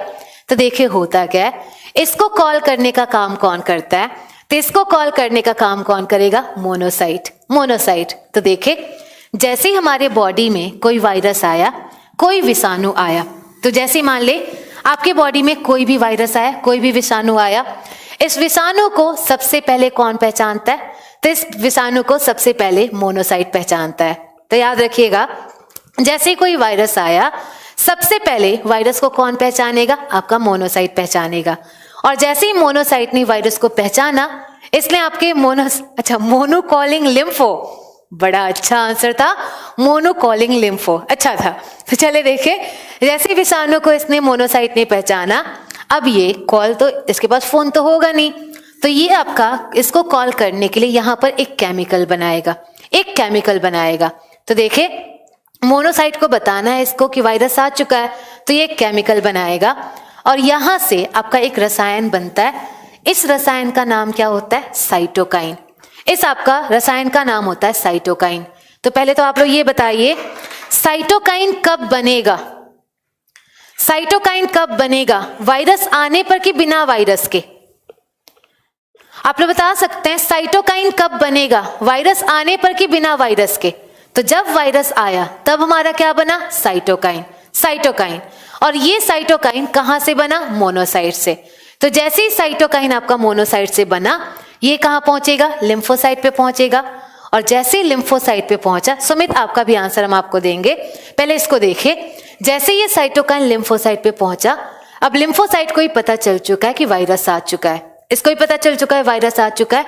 और जैसे इससे भी पता चला, ये एक्टिवेट होगा, लिम्फोसाइट एक्टिवेट होगा, और लिम्फोसाइट एक्टिवेट होकर दो पार्ट में टूट जाएगा, दो पार्ट में टूट जाएगा। और दो पार्ट, कौन कौन सा दो पार्ट होगा? तो एक हमारा पार्ट क्या हुआ, ये जो एंटीबॉडी थे, ये एंटीबॉडी आपके फ्री हो गए। आपका एंटीबॉडी क्या हो गया? मुक्त हो गया। आपका एंटीबॉडी फ्री एंटीबॉडी मतलब मुक्त प्रतिरक्षी हो गया, एंटीबॉडी फ्री हो गया। और ये एंटीबॉडी फ्री होकर कहाँ जाकर मिल जाता है? तो ये एंटीबॉडी फ्री हुआ और कहाँ मिल जाएगा, प्लाज्मा में मिल जाएगा। तो जैसे ही हमारा साइटोकाइन बना, लिम्फोसाइट एक्टिवेट होगा और लिम्फोसाइट एक्टिवेट होकर ये दो पार्ट में टूट जाएगा। एक पार्ट क्या हुआ, फ्री एंटीबॉडी, और ये फ्री एंटीबॉडी जाकर किस में मिल गया, प्लाज्मा में मिल गया, प्लाज्मा में। जबकि दूसरा पार्ट कौन सा बन जाएगा, दूसरा पार्ट ये पार्ट बन जाएगा। इसके बारे में थोड़ी देर में डिस्कस करते हैं। और दूसरा पार्ट बना मेमोरी सेल। और मेमोरी सेल, इसको हिंदी में हम लोग क्या बोलते हैं, तो इसको हिंदी में हम लोग बोलते हैं मेमोरी कोशिका। मेमोरी सेल, मेमोरी कोशिका। तो आप लोग बताइए, अगर आप लोग से पूछे व्हाट इज फ्री, अच्छा ये बताइए फ्री एंटीबॉडी किसकी वजह से बनेगा, फ्री एंटीबॉडी किसकी वजह से बनेगा, आप लोग बताइए। एंटीबॉडी फ्री करने में मेन रोल किसका है? अगर हमारा साइटोकाइन ना हो, क्या हमारा एंटीबॉडी बन पाएगा, एंटीबॉडी फ्री हो पाएगा? नहीं हो पाएगा। तो मेन रोल किसका होता है, मेन रोल होता है साइटोकाइन का, साइटोकाइन का। तो ये चीज याद रखिएगा, जो हम लोग दवा खाते हैं, दवा मेनली किसका काम करता है, साइटोकाइन का। तो जो भी हम लोग दवा खाते हैं, हाँ जी चाहे तो ऐसे सिंपल बना सकते हैं, तो जो भी हम लोग दवा खाते हैं, दवा का मेन काम होता है साइटोकाइन की तरह काम करना। और जैसे ही साइटोकाइन की तरह काम करेगा, लिम्फोसाइट क्या करता है, उसके लिए एंटीबॉडी बनाता है, और एंटीबॉडी बनाया हमें इम्यूनिटी प्रोवाइड करने लगता है। तो चले इस यहाँ पर हम लोग फिर से ध्यान दे, यहाँ पर फिर से ध्यान दे, हमारा एंटीबॉडी फ्री हुआ, एंटीबॉडी फ्री हुआ, ये एंटीबॉडी कहाँ मिल गया, प्लाज्मा में मिल गया, प्लाज्मा में मिल गया। और आप लोग बता सकते हैं प्लाज्मा हमारा सॉलिड पार्ट था कि लिक्विड पार्ट था? जो प्लाज्मा था, प्लाज्मा हमारा सॉलिड पार्ट था कि लिक्विड पार्ट था? तो आप लोग को पता है प्लाज्मा लिक्विड पार्ट था। ये प्लाज्मा पूरी बॉडी में फैलेगा, जहां जहां प्लाज्मा फैलेगा, जहां जहां वायरस होगा, उसको ये किल कर सकता है कि नहीं कर सकता है, किल कर सकता है। तो जहां जहां प्लाज्मा फैला वहां वहां एंटीबॉडी फैला, और जहां जहां एंटीबॉडी फैलेगा आपका जो वायरस होगा वो क्या होगा, किल हो जाएगा। तो आपके एंटीबॉडी का मेन काम क्या हुआ, फ्री एंटीबॉडी का मेन काम क्या हुआ, to kill antigen, to kill antigen, प्रतिजन को मारना, प्रतिजन को मारना। तो जो भी हमारा प्लाज्मा के साथ एंटीबॉडी पूरी बॉडी में फैल रहा है, ये पूरा क्या करेगा, हमारे एंटीजन को किल कर देगा। तो आप लोग फाइनली बता सकते हैं व्हाट इज प्लाज्मा थेरेपी। अब आप लोग इसका आंसर पूरी सही तरीके से दे सकते हैं, व्हाट इज प्लाज्मा थेरेपी। आप लोग पहले क्लास से कई बार ये क्वेश्चन पूछते हैं प्लाज्मा थेरेपी, तो अब इसका आंसर आप लोग दे सकते हैं कि नहीं दे सकते हैं, प्लाज्मा थेरेपी होता क्या है। उसके बाद हम मेमोरी सेल के बारे में बता रहे हैं। पहले तो आप लोग ये बताइए, अब आप लोग प्लाज्मा थेरेपी के बारे में कुछ बता सकते हैं कि नहीं बता सकते हैं। प्लाज्मा थेरेपी क्या होता है, तो जिसको भी कोरोना हुआ होगा, जिसको भी कोविड हुआ होगा, उसको दवा दिया गया होगा, और जैसी दवा दिया गया होगा, जो भी हमारा कोरोना के पेशेंट होंगे उनको दवा दिया गया होगा, और जैसी दवा दिया गया होगा उनके बॉडी में क्या होगा, एंटीबॉडी बना होगा। वो एंटीबॉडी आपका कहाँ मिल गया होगा, प्लाज्मा में मिल गया होगा। तो जो भी कोरोना से सही हो चुके हैं उनके प्लाज्मा में एंटीबॉडी पाया जाएगा कि नहीं पाया जाएगा, आप लोग बता सकते हैं। जो भी कोरोना से सही हो चुके हैं उनके ब्लड में उसका एंटीबॉडी होगा कि नहीं होगा, एंटीबॉडी होगा। अगर उसी एंटीबॉडी को निकाल कर हम लोग पेशेंट को दे दे, डायरेक्ट हम लोग एंटीबॉडी पेशेंट को दे दे, उसके लिए यूजफुल हो सकता है कि नहीं हो सकता है, उसके लिए यूजफुल हो सकता है। तो प्लाज्मा थेरेपी होता क्या है, प्लाज्मा थेरेपी सिंपली क्या हुआ, तो जो भी बीमार हो चुके हैं, बीमार होने के बाद जो सही हो चुके हैं, तो उनके ब्लड में, उनके प्लाज्मा में उस बीमारी का एंटीबॉडी बन चुका होगा, एंटीबॉडी बन चुका होगा, और उसी एंटीबॉडी को निकाल कर अगर हम लोग पेशेंट को दे दे, इसी थेरेपी को बोलते हैं प्लाज्मा थेरेपी, प्लाज्मा थेरेपी। तो आप लोग बताएं, क्या हम लोग उस टाइम प्लाज्मा थेरेपी समझ पाते? जब तक आपको एंटीजन ही नहीं पता था, प्लाज्मा ही नहीं पता था, क्या आप लोग प्लाज्मा थेरेपी समझ पाते? नहीं समझ पाते। इसीलिए हर एक चीज को समझाने का एक टाइम होता है, तो आप लोग टाइम देंगे, धीरे धीरे टाइम के अकॉर्डिंग सब कुछ आप लोग को समझ आ जाएगा। तो अब समझ आ गया होगा प्लाज्मा थेरेपी। तो चलिए अब आप लोग बताएंगे what is memory cell. Antibody कैसे निकालेंगे, उसके ब्लड को निकालकर, ब्लड को निकालेंगे, ब्लड को सेंट्रीफ्यूज करेंगे, और जो उसका प्लाज्मा होगा, प्लाज्मा को ही दे देंगे, उसमें इंजेक्ट कर देंगे। तो एंटीबॉडी डायरेक्टली नहीं निकालेंगे, प्लाज्मा को इंजेक्ट करते हैं। तो हमारा क्या हुआ, जो भी इन्फेक्टेड पर्सन है, इन्फेक्टेड पर्सन जो सही हो चुके हैं, उनके प्लाज्मा को निकालकर जो पेशेंट है उन्हीं को दे देना, उसी को हम लोग प्लाज्मा थेरेपी कहते हैं। तो चलिए बताइए, what is the main function of memory cell? Memory cell नाम से क्या लग रहा है? सानिया लास्ट में दोबारा समझाते हैं, वेट कीजिए उसके लिए। तो चलिए बताइए, मेमोरी सेल क्या होगा, मेमोरी कोशिका क्या होगी? तो मेमोरी कोशिका नाम से ही लग रहा है, जो हमारे इन्फेक्शन को मेमोराइज करे उसी सेल को हम लोग क्या बोलते हैं? Memory cell. उसी को हम लोग मेमोरी सेल बोलते हैं। तो देखिए, आप लोगों ने कभी ऐसा सुना होगा, आप लोगों ने ऐसा कभी सुना होगा कि अगर हमें चेचक एक बार हो जाए, हमें लाइफ में दोबारा चेचक नहीं होता, ऐसा आप लोगों ने सुना होगा। चलिए हम प्लाज्मा थेरेपी लास्ट में आपको 5 मिनट दोबारा समझाएंगे प्लाज्मा थेरेपी, उसके लिए वेट कीजिए, सब कुछ बताएंगे, ब्लड ग्रुप वगैरह सब कुछ उससे रिलेटेड बताएंगे। अभी जो पढ़ा रहे पहले उसको समझे। तो हम क्या बता रहे हैं, आपने सुना होगा कि अगर हमें चेचक एक बार हो जाए, लाइफ में दोबारा हमें चेचक नहीं होता। ऐसा क्यों होता है? तो देखिए, अगर एक बार हमें कोई बीमारी हो जाए, उसके लिए हमारी बॉडी में क्या बन जाती है? मेमोरी सेल बन जाती है, और वो मेमोरी सेल दोबारा बीमारी करने से रोकती है। तो मेमोरी सेल का मेन काम क्या है? मेमोरी कोशिका का मेन काम क्या होता है?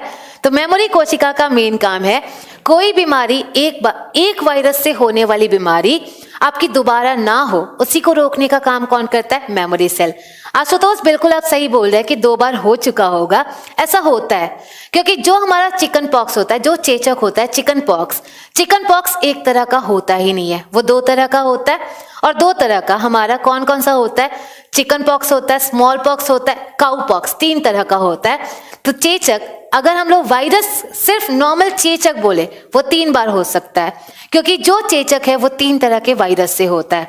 तो हमने क्या बोला, कोई भी बीमारी अगर एक वायरस से हो रही है, सिंगल वायरस से हो रही है, तो सिंगल वायरस से होने वाली बीमारी दोबारा नहीं हो सकती, और उसी को बचाने का काम कौन करता है? Memory cell.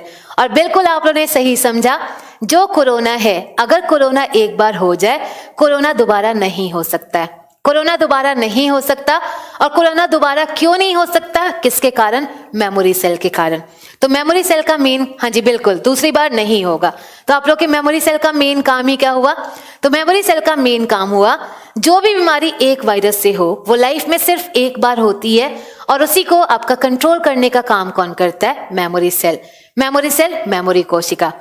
कफ, बिल्कुल हम वही बताने जा रहे थे, कफ क्यों बार बार होता है? कफ बार बार क्यों होगा? तो देखिए, कफ बार बार क्यों होगा, क्योंकि जो हमारे कफ और कोल्ड के वायरस हैं, हमेशा चेंज होते रहते हैं।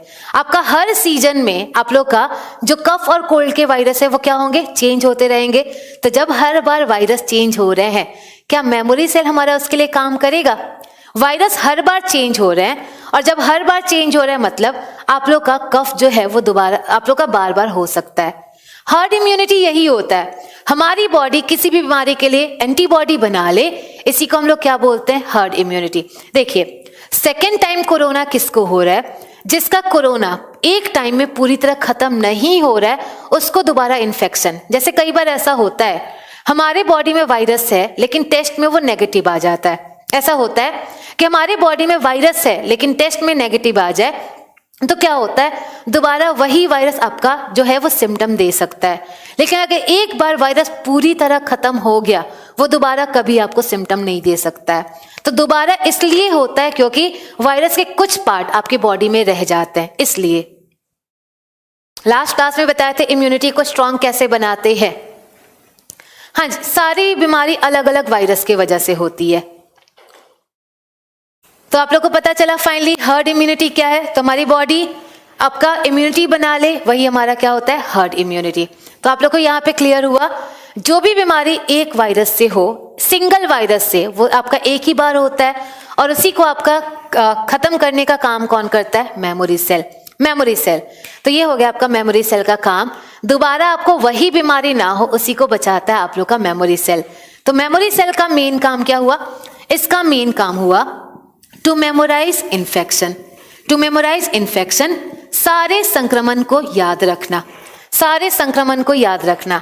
हेपेटाइटिस क्यों बार बार हो जाता है? हेपेटाइटिस भी एक तरह का नहीं होता, हेपेटाइटिस भी ए बी सी, आपका ई भी होता है। तो जितने तरह के वायरस होंगे उतने बार आपको बीमारी हो सकता है।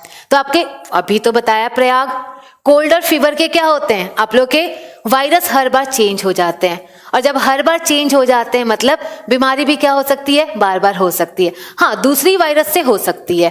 तो चले अब इसको जल्दी खत्म करें, उसके बाद आप लोग का डाउट भी लेना है। डाउट अब ये समझाने के बाद ही अब आप लोग डाउट पूछेंगे। तो हम आपसे क्या बता रहे हैं, मेमोरी सेल का क्या आप लोग का यूज होता है। मेमोरी सेल का भी तो कोई यूज होता होगा, ऐसे ही तो आपका मेमोरी सेल है नहीं। तो देखिए मेमोरी सेल का मेन क्या यूज होता है, तो आप लोग को क्लियर हो गया। जो भी बीमारी एक आपके वायरस से हो, वो लाइफ में एक ही बार हो, उसी को याद रखने का काम करता है मेमोरी सेल। और इससे हम आपको क्या क्वेश्चन बताएंगे, यहाँ से क्या क्वेश्चन पूछा जाता है, क्योंकि हम जो भी चीज पढ़ाते हैं वो क्वेश्चन से रिलेटेड ही पढ़ाते हैं कि कहीं ना कहीं आप लोग का क्वेश्चन उससे मिल जाए। तो देखिए आपका क्वेश्चन इससे क्या पूछा जाता है। तो देखिए यहाँ से अगर एक क्वेश्चन पूछा जाए, आप सब लोगों ने वैक्सीन के बारे में सुना होगा, वैक्सीनेशन, और वैक्सीनेशन हिंदी में बोलते हैं टीकाकरण। टीकाकरण, अब कोई भी क्वेश्चन पूछना होगा आप लोग 10-50 के बाद क्वेश्चन पूछेंगे। अभी हम किसी का आंसर नहीं देने वाले, पहले हम ये समझाने वाले हैं। तो आप सब लोगों ने वैक्सीनेशन का नाम सुना होगा, टीकाकरण का नाम सुना होगा। और आप लोग बताइए व्हाट इज टीकाकरण। ये वाला टीकाकरण जो आप लोग सिर पे लगाते हैं वो वाला टीकाकरण की बात कर रहे हैं? बिल्कुल नहीं। टीकाकरण का मतलब क्या हुआ, आपका इंजेक्शन लगाना या जैसे पोलियो का ड्रॉप पिलाना होता है, वो हमारा क्या होता है, वैक्सीनेशन होता है, टीकाकरण होता है। और यहां से एक क्वेश्चन पूछा जाता है, what is the main aim of vaccination. टीकाकरण का मुख्य उद्देश्य क्या होता है। वैक्सीनेशन का मेन एम क्या होता है, टीकाकरण का मुख्य उद्देश्य क्या होता है। तो देखिए what is the main aim of vaccination, तो आप लोग बता सकते हैं वैक्सीनेशन का मेन आप लोग का उद्देश्य क्या होगा, आप लोग का एंटीबॉडी बनाना या फिर आप लोग का मेमोरी सेल डेवलप करना। थोड़ा बहुत आप लोग आंसर दे सकते हैं, इसका मेन उद्देश्य क्या होगा, एंटीबॉडी बनाना या मेमोरी सेल जनरेट करना।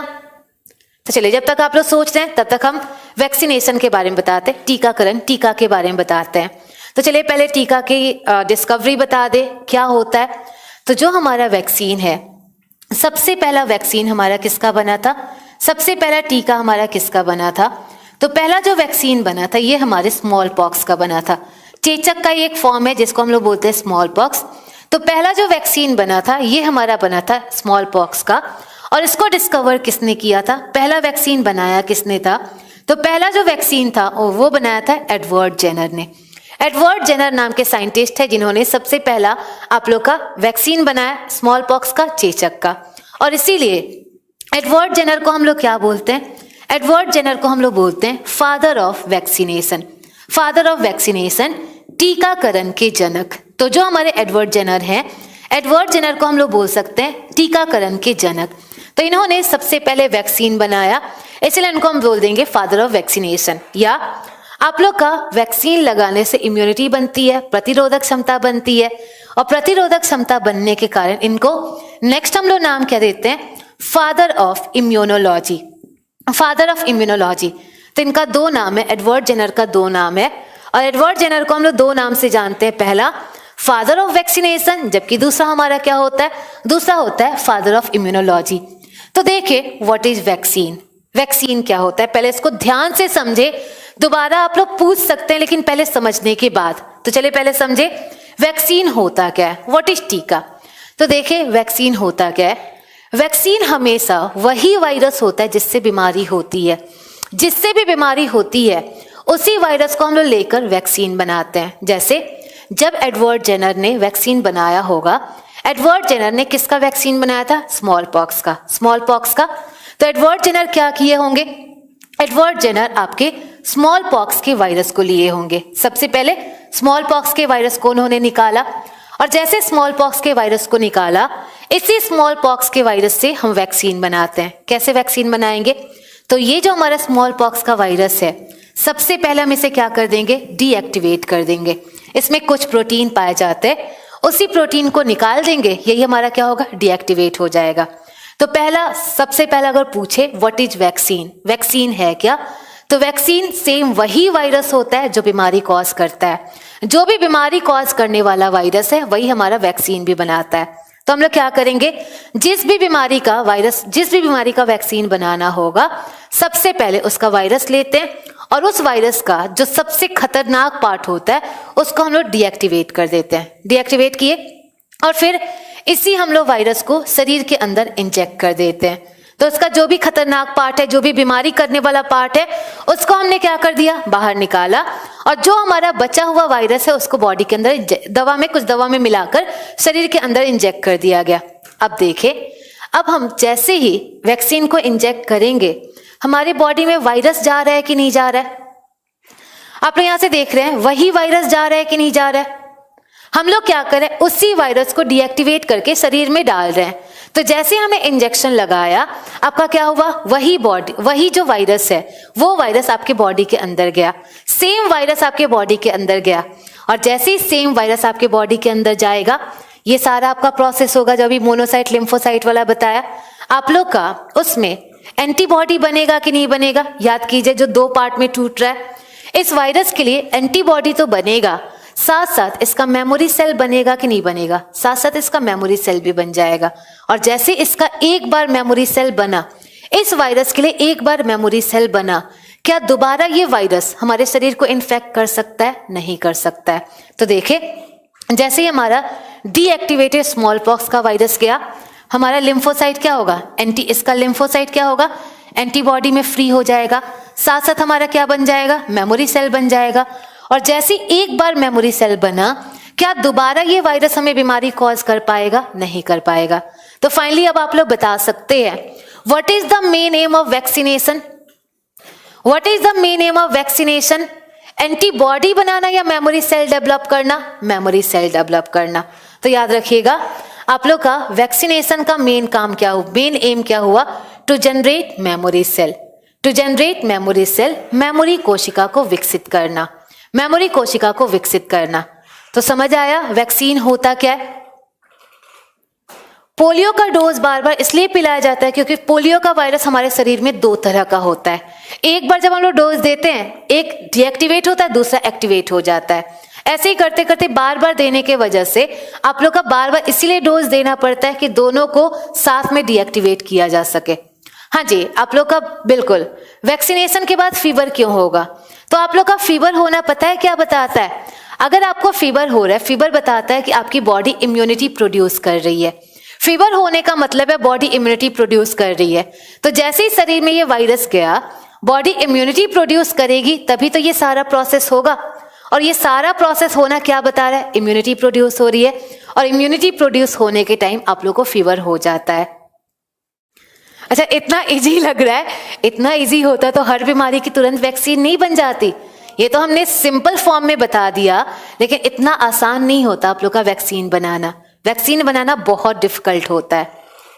तो क्या हुआ, फाइनली पता चला वैक्सीनेशन क्या हुआ। वैक्सीनेशन सेम वायरस हुआ, और सेम वायरस हुआ, सेम वायरस को हम लोग डीएक्टिवेट करके शरीर के अंदर डालेंगे। और जैसे ही शरीर के अंदर डालेंगे, शरीर में मेमोरी सेल बनेगा। मेमोरी सेल एक बार बन गया, दोबारा आपके उस बीमारी को होने से रोकेगा। तो इसीलिए वायरस बॉडी से बाहर नहीं निकालते, उसको दवा से डीएक्टिवेट करते हैं। हो गया, तो ये हो गया वैक्सीनेशन। तो अब बताएंगे कौन कौन बताएंगे? भरत, किशोरी, सोनिया, और इधर से बताएंगे शिवम, धीरज और शिवपूजन। और ये लोग बताएंगे क्या क्वेश्चन पूछा जाए, मेमोरी सेल का लाइफ स्पैन कितना होगा, मेमोरी सेल का जीवन काल कितना होगा। टाइम पर टीका ना लिया गया तो वही आपका मेमोरी सेल डेवलप नहीं हो पाएगा, और मेमोरी सेल डेवलप नहीं हो पाएगा, आप लोग बार बार उस बीमारी से बच नहीं पाएंगे। इतना टाइम क्यों लगता है? सबसे पहले तो ये टाइम लगता है कि वायरस का कौन सा पार्ट सबसे ज्यादा हानिकारक है, उसको पता करने में सबसे ज्यादा टाइम लगता है। इसीलिए वैक्सीन बनाने में भी ज्यादा टाइम लगता है। अच्छा, जब ये सारा काम खुद ही करता है तो हम लोग दवा क्यों खाते हैं? क्योंकि सारा काम बॉडी खुद नहीं कर सकता। कई बार बॉडी को कैटलिस्ट की जरूरत होती है, और वही कैटलिस्ट हमारी दवाइयाँ देने का काम करती हैं। तो दवाइयाँ मेन क्या काम करती हैं? एज अ कैटलिस्ट काम करती हैं। तो चलिए देखें, बिल्कुल सही आंसर है। हमने पूछा life span of memory cell, memory cell का जीवन काल कितना होगा। तो जो मेमोरी सेल है बच्चों में एक बार बनता है, एक बार बनने के बाद पूरी लाइफ आपका सुरक्षा प्रदान करता है। और जब पूरी लाइफ सुरक्षा प्रदान करता है, इसीलिए हम लोग बोल सकते हैं मेमोरी सेल का जीवन काल कितना होगा? लाइफ टाइम, पूरी जीवन। तो ये हो गया हमारे मेमोरी सेल का जीवन काल, पूरी जीवन। तो ये हो गया हमारा पूरा क्वेश्चन, आप लोगों को पूरा क्वेश्चन बता दिया गया। तो चलिए एक बार हम आपको WBC रिवाइज करा देते हैं, और WBC रिवाइज करने के बाद आप लोग का क्वेश्चन देखेंगे आप लोगों ने क्या क्या क्वेश्चन पूछा है। तो आप लोग सबसे पहले बताइए, अगर पूछे what is the main function of WBC, WBC का मेन काम क्या होगा? सोनिया हम आपको चिकन पॉक्स पढ़ाएंगे, पोलियो भी पढ़ाएंगे, सब कुछ पढ़ाएंगे, लेकिन इसके लिए आपको डिजीज टॉपिक का वेट करना होगा। डिजीज टॉपिक हम आपको पढ़ाएंगे, उसमें ये सब कुछ बताएंगे। तो चलिए पहला क्वेश्चन बताइए, WBC का मेन काम क्या होता है? इसका मेन काम क्या हुआ? प्रोवाइड इम्यूनिटी, प्रतिरोधक क्षमता प्रदान करना। What is the shape of WBC? WBC का आपका शेप कैसा होता है? तो WBC का कोई शेप होगा कि नहीं होगा? नहीं होगा, और उसी को क्या बोल रहे थे? अमीबा शेप, अमीबा शेप, या फिर हम लोग क्या बोल रहे थे? इरेगुलर। तो WBC का कोई आकार नहीं था। नेक्स्ट आप लोग से क्वेश्चन पूछे, WBC में न्यूक्लियस होता है कि नहीं होता है? WBC में न्यूक्लियस होता है कि नहीं होता है? तो WBC में न्यूक्लियस होता है, और इसीलिए इसको हम लोग क्या बोलते हैं? सेल बोलते हैं, कोशिका बोलते हैं। कौन सा WBC है जिसमें अनलिमिटेड न्यूक्लियस पाए जाते हैं? कौन सा WBC है जिसमें अनलिमिटेड न्यूक्लियस पाए जाते हैं? तो कौन सा WBC होगा जिसमें अनलिमिटेड न्यूक्लियस पाए जाएंगे? आपका न्यूट्रोफिल। न्यूट्रोफिल अनलिमिटेड नहीं, बेसोफिल में 2 से 3 होते हैं, जबकि न्यूट्रोफिल में क्या होंगे? अनलिमिटेड न्यूक्लियस पाए जाते हैं। चलिए नेक्स्ट बताइए, हिस्टामीन कहां से बनता है? हिस्टामीन कहां से बनता है? हिस्टामीन हमारा कौन से सेल से बनेगा? तो हिस्टामीन कहां से बनता है? बेसोफिल, पढ़ा चुके हैं। जो हमारा हिस्टामीन है वो बेसोफिल से बनता है। चलिए नेक्स्ट बताइए, आपकी एंटीबॉडी कहां से बनती है? एंटीबॉडी कहां से बनती है? पढ़ा चुके हैं ये भी, और ये बोले थे बहुत इंपॉर्टेंट है, तो आप लोग को पता होना चाहिए। एंटीबॉडी कहां से बन रही थी? लिम्फोसाइट से। सबके कमेंट आ रहे हैं, तो आप लोग को पता है जो हमारी एंटीबॉडी है लिम्फोसाइट से बनती है। What is the main aim of vaccination? Vaccination का मेन काम क्या होगा? जो हमारा वैक्सीनेशन है, वैक्सीनेशन का मेन काम क्या होगा? तो वैक्सीनेशन का मेन काम क्या हुआ आप लोग का? Simply to generate memory cell, memory cell को जनरेट करना। लास्ट बताइए, father of vaccination. Father of vaccination किसे बोलेंगे? बता चुके हैं। तो फादर ऑफ वैक्सीनेशन कौन से होंगे? ये होंगे हमारे एडवर्ड जेनर। 2 क्वेश्चन बताएंगे, फिर हम आप लोग का डाउट लेकर ही जाएंगे, भले 5 मिनट एक्स्ट्रा टाइम लगे, लेकिन 2 क्वेश्चन बताने के बाद डाउट लेंगे। और क्या क्वेश्चन है आप लोग से पूछा जाए, which of the following provides immunity? Which of the following provides immunity? इनमें से कौन प्रतिरोधक क्षमता प्रदान करता है? ये क्वेश्चन पूछा गया है, ध्यान दे, पूछा जाता है which of the following provides immunity? इनमें से कौन प्रतिरोधक क्षमता प्रदान करता है? एंड ऑप्शन आपके पास है, पहला ऑप्शन है मोनोसाइट, फर्स्ट ऑप्शन है मोनोसाइट, दूसरा ऑप्शन है आप लोग के पास ल्यूकोसाइट, थर्ड ऑप्शन है आपके पास लिम्फोसाइट, एंड लास्ट ऑप्शन है न्यूट्रोफिल। आप लोग बताइए इनमें से कौन इम्यूनिटी प्रोवाइड करता है? इनमें से कौन प्रतिरोधक क्षमता प्रदान करता है? Which of the following provides immunity? Monocyte, leucocyte, lymphocyte, neutrophil. कौन सा होना चाहिए? ऑल का ऑप्शन नहीं है, एक ही आंसर देना है, ऑल का ऑप्शन नहीं है, तब आप लोग आंसर दे। क्या होना चाहिए? लिम्फोसाइट। अच्छा आप लोग एक ध्यान दे, मोनोसाइट, लिम्फोसाइट और आपका न्यूट्रोफिल, मोनोसाइट, लिम्फोसाइट और न्यूट्रोफिल तीनों किसका पार्ट है? तीनों किसका पार्ट है? मोनोसाइट, लिम्फोसाइट और आपका न्यूट्रोफिल तीनों किसका पार्ट है? पहले ये बताएं, तीनों किसके टाइप हैं? तीनों टाइप किसके हैं? WBC के। तीनों WBC के टाइप हैं। और WBC को एक वर्ड में क्या बोलते हैं? WBC को एक वर्ड में क्या बोलेंगे? ल्यूकोसाइट। तो अगर एक आंसर देना हो, एक आंसर हम लोग क्या देंगे? ल्यूकोसाइट। तो ये क्वेश्चन आप लोग का पूछा जाता है, सिंगल आंसर हुआ ल्यूकोसाइट। चलिए लास्ट क्वेश्चन पूछते हैं, इरिथ्रोसाइटोसिस क्या होता है? बता तो चुके हैं।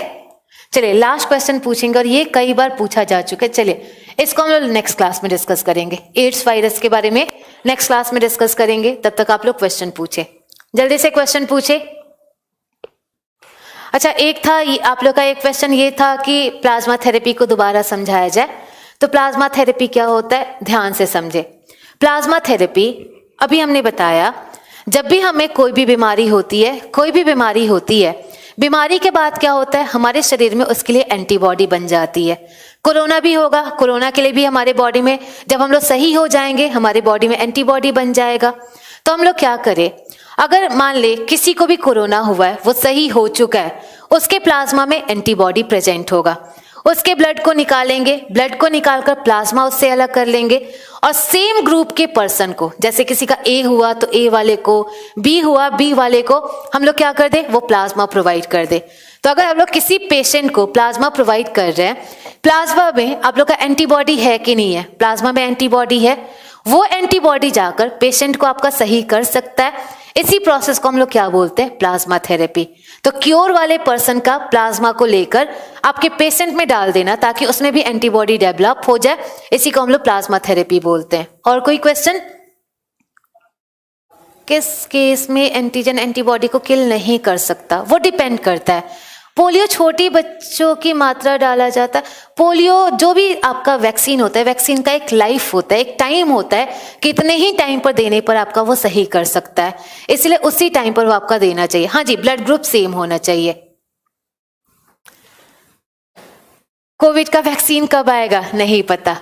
ब्लड क्लॉटिंग डिटेल में पढ़ाएंगे, नेक्स्ट क्लास में आपका ब्लड क्लॉटिंग पूरे डिटेल में पढ़ाएंगे। और कोई क्वेश्चन? यूपीएससी के लिए इतना काफी नहीं है, यूपीएससी के लिए ये बेस तैयार करने के लिए सही है। यूपीएससी में मेनली टेक्नोलॉजी पूछा जाता है, टेक्नोलॉजी के बारे में। इबोला वायरस सहबाज बताएंगे, आपका डिजीज टॉपिक आ दीजिए, तब आपको समझाएंगे। क्योंकि सब वैक्सीन का एक आपका लाइफ होता है कि उतने ही टाइम पर वो आपका दिया जा सकता है, इसीलिए आप लोग का जो पोलियो है वो 5 साल तक ही लगाया जाता है। फीवर में इंजेक्शन क्यों नहीं, ऐसा कुछ नहीं है, फीवर में भी इंजेक्शन लग सकता है, सब बताएंगे। निपा वायरस बताएंगे। अस्थमा कोई वायरस की वजह से नहीं होता। अस्थमा मेनली एक ऐसी बीमारी है जो किसी वायरस या बैक्टीरिया की वजह से नहीं होता। तो चलिए नेक्स्ट क्लास में हम आपको पढ़ाएंगे ब्लड क्लॉटिंग के बारे में, खून कैसे थक्का जमता है, ऐसे आपको बताएंगे ब्लड ग्रुप क्या होता है, ये सब कुछ नेक्स्ट क्लास में डिस्कस किया जाएगा। चलिए तब तक के लिए थैंक यू क्लास।